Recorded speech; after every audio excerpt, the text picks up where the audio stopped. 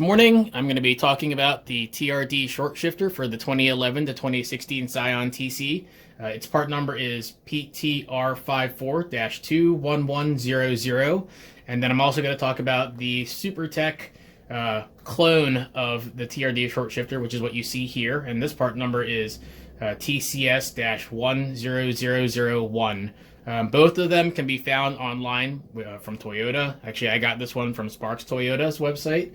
The only difference between this and the actual official TRD that I can tell is that the TRD one is anodized red, and this is a lot less expensive. When I bought my TRD short shifter 2 years ago, it was $120. This one I bought earlier this year for $33. I did not know about this existing until after I bought the TRD one. If I had known, I would have just gotten this one instead and saved my money. Now, when you think of a short shifter, you're thinking of probably removing the center console and installing it there inside the car. And that's what I was expecting when I was looking up a short shifter for my car, because that's what I had for the Corolla. Surprised when I found out that it's just these two brackets. This one is actually easier to install than the traditional short shifter, and it will do a 30% reduction in throw, which I believe is the same reduction that if you were to get through the traditional short shifter for the TC, it also does a 30% reduction throw. I think there's another one out there that does a 40%, but this is going to be a lot easier to install and a lot cheaper. So, as for installation, basically the end of the cable for the short shift, for the gear select, is going to sit on top of the transmission on basically a pin like this. And it's going to be held or secured with a cotter pin that's stuck in there. So what you're going to end up doing is removing the existing cotter pin from that, slipping this over top of the on top of the transmission instead in place, and then you're going to relocate the transmission shift cable to up here and then secure it with the newly supplied cotter pin. You're going to use a washer here like this, and you're going to reuse the pin that you removed from the top of the transmission to hold this in place. Additionally, there's a bolt that is going to go into here, and all this is here to do is just to keep it from wobbling back and forth. You don't want to over tighten this when you do that install. So the other bracket here, basically the cable is going to go through here, and this is going to be located a little bit further up from the end of the cable. And if you look here, this has been milled to match this here.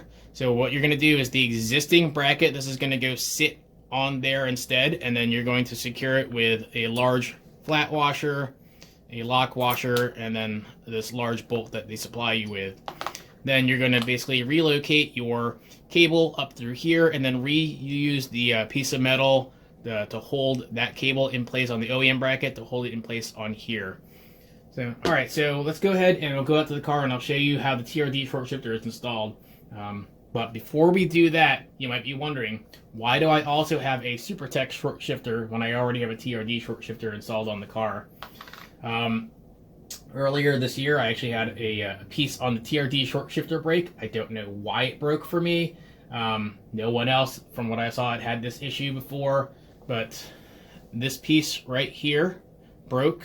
Now, I did not over tighten this, so I know it's not from that, but for some reason this piece broke here, and it caused this piece to basically wobble this way, and then eventually it lifted up and it broke the existing cotter pin and then popped off and then left me kind of stranded on the side of the road.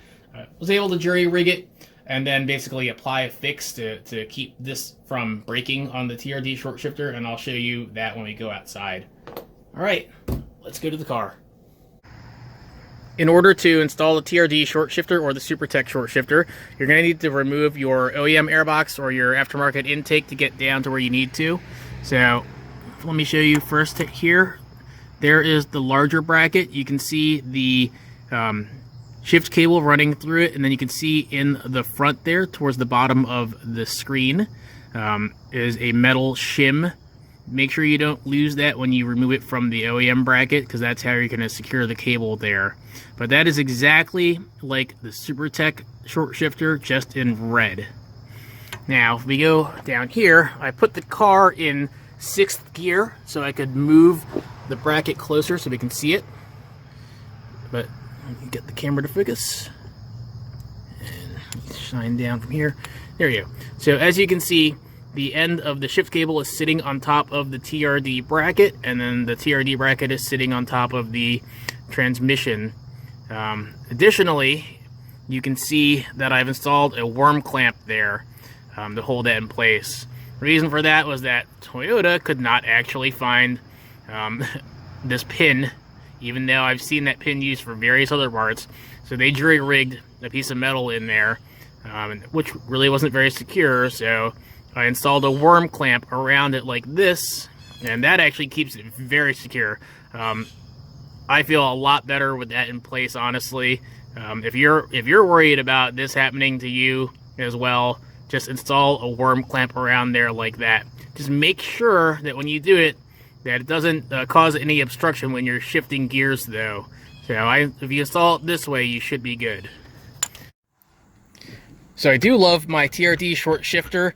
I wish I had seen the Supertek one ahead of time and saved some money. And yes, even though I had that piece break on there, I'm still glad that I installed it. Fortunately, that piece was an easy fix. Honestly, I think I just had bad luck. I haven't seen anyone else have that problem. But if you're worried about it as well, now you know how to prevent it. Just make sure that when you install that worm clamp that it does not obstruct any of the movement through the gears, including going into reverse. And speaking of going into reverse, let's talk about shift knobs. Right now, I have the Scion TC upgraded shift knob, which is just a rebranded 450 gram Rezo shift knob, except that the opening in the bottom here is larger.